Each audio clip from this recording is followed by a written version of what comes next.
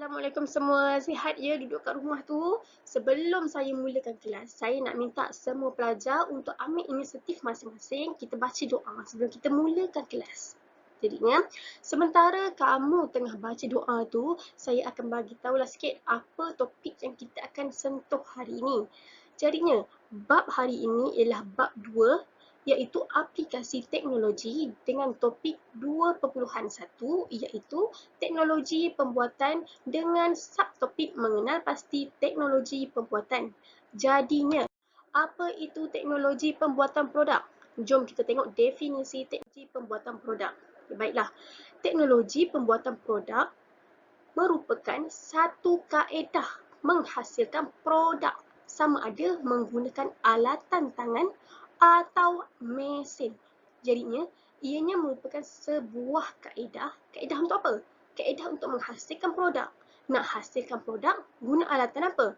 Guna alatan tangan atau alatan mesin. Faham ya? Seterusnya, saya akan tunjukkan beberapa alatan dalam teknologi pembuatan produk dalam bidang pertukangan. Saya pasti anda semua mungkin pernah menggunakannya. Kalau tak pernah pun, mungkin pernah lihat peralatan ini. Yang pertama, ini gambar apa? Betul tu, semua pernah guna kan? Waktu sekolah rendah pun ada buat projek pertukangan, betul tak? Jadi, semua mesti pernah guna. Biasanya, penukul ni digunakan untuk mencantumkan dua bahagian.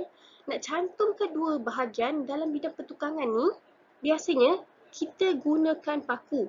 Jadinya, kita benamkan paku tu untuk cantumkan dua bahagian dengan menggunakan penukul. Okey, seterusnya. Okey, ini gambar apa? Dah jumpa tak tadi tu? Baiklah, yang tahu bagus, yang tak tahu, ini merupakan masa yang kita perlu ambil untuk kita tahu perkara yang baru. Jadinya, ini adalah mesin gergaji tangan. Jenis mesin gergaji tangan ni digunakan untuk memotong bahan-bahan berkayu. Okay. Teknologi ini mengambil masa yang singkat untuk memotong bahan berkayu ni dan dapat menghasilkan atau mengeluarkan produk kayu dengan lebih cepat.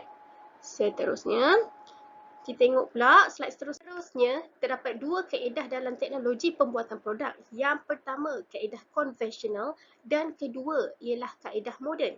Jom kita tengok apa itu kaedah konvensional dulu. Jadinya, kaedah konvensional ini menggunakan teknologi asas dan biasanya dikendalikan oleh individu dengan menggunakan tangan. Kemahiran individu amat diperlukan dalam penghasilan produk. Juga menggunakan peralatan asas seperti tukul, pahat, gergaji tangan dan sebagainya. Jenis produk yang dihasilkan adalah terhad dan memerlukan masa yang lama untuk disiapkan. Jadinya, kaedah konvensional ini melibatkan tangan, sudah semestinya melibatkan individu manusia yang mengerjakan dalam penghasilan produk tersebut. Jadinya, individu itu perlu ada kemahiran dan menggunakan tenaga dia sendiri jika dia menggunakan kaedah konvensional. Apabila menggunakan tangannya sendiri, sudah semestinya ia akan memakan masa untuk menyiapkan sesuatu produk. Jadinya, kesan penghasilan produk itu tidak banyak. Pengeluaran produk adalah terhad dalam satu masa. Jom kita tengok kaedah moden pula. Pembuatan produk menggunakan kaedah moden dapat menjimatkan masa, kos dan bahan. Penggunaan mesin menggantikan penggunaan alatan tangan. Pembinaan produk akan menjadi lebih cepat dan tepat tanpa membazirkan tenaga dan masa. Pada masa yang sama, individu dapat menjalankan banyak tugas iaitu multitasking yang berlainan. Jadinya, kaedah moden lebih kepada penggunaan peralatan teknologi mesin di mana ada motor yang menggerakkan teknologi itu supaya dia berfungsi dengan baik. Dengan itu, kurang tenaga manusia digunakan.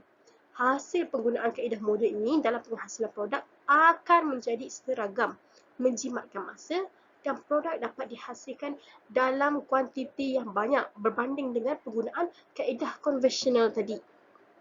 Okey, berkenaan dengan multitasking ni, kalau kamu pernah lihat mesin percetakan di mana mereka menggunakan teknologi laser untuk menghasilkan corak pada permukaan kayu. Sambil mesin tu tembak laser pada permukaan kayu tu, individu itu boleh buat kerja lain. Kerja tu boleh buat kerja lain. Seperti dipotong kayu ke, ukur kayu ke, faham Okay. Berbalik seterusnya, gambar penukul dan juga pistol penukul. Baiklah, mana satu kaedah moden dan mana satu kaedah konvensional? Betul. Penukul ialah kaedah konvensional dan pistol paku menggunakan kaedah moden. Dalam penggunaan pistol paku ini, sudah tersedianya paku di mana hanya perlu dekatkan pistol tu dengan bahan tu je. Supaya apabila picu pistol paku tu ditarik, paku tersebut dapat menusuk untuk mencantumkan permukaan dua bahan tersebut. Jadinya, masa akan lebih singkat. Seterusnya, gambar mesin gergaji tangan dengan gergaji tangan. Bagi tahu saya mana satu kaedah moden dan mana satu kaedah konvensional. Ya, gergaji tangan kaedah konvensional dan mesin gergaji tangan merupakan kaedah moden. Kalau guna mesin gergaji tangan ni, kerja untuk menghasilkan produk akan lebih cepat. Bila lebih cepat, banyak produk boleh keluar. Bila banyak produk boleh keluar, lebih banyak keuntungan yang kita boleh dapat dengan cepat. Tapi jika di pasaran, nilai buatan tangan, orang kata handmade dan nilai produk buatan mesin adalah berbeza. Biasanya kalau buatan tangan ni lebih mahal daripada berbuatan mesin. Kerana apa? Kerana kalau buatan tangan ni ia melibatkan kemahiran individu. Baiklah. Cuba kita lihat video ni pula. Lihat berapa saat masa diperlukan untuk memaku atap tersebut. Amat singkat ya. Dalam masa 1 hingga ke 2 saat sahaja untuk satu paku tu ditusukkan ke dalam kayu ataupun atap tu. Ni orang ni bekerja dalam bidang pertukangan. Dia menggunakan kaedah moden dengan alatan pistol paku ni. Proses kerja tu akan lebih cepat. Bila lebih cepat, kurang tenaga manusia digunakan dan kita juga akan kurang rasa penat dan kerja dapat disiapkan dengan lebih cepat. Serta bayaran pun lebih cepatlah dapat. Bila kerja siap awal, dapatlah bayar awal. Seterusnya kita ada mesin gergaji tangan. Tengoklah ataupun video ni. Berapa saat sahaja diperlukan untuk memotong kayu setebal tu. Sekejap sangat kan? Dalam 1 hingga ke 2 saat je. Dengan adanya motor yang menggerakkan mesin tersebut, jadinya bilah dapat berputar dengan laju dan memotong kayu tersebut kepada 2 bahagian dengan lebih cepat dan kemas.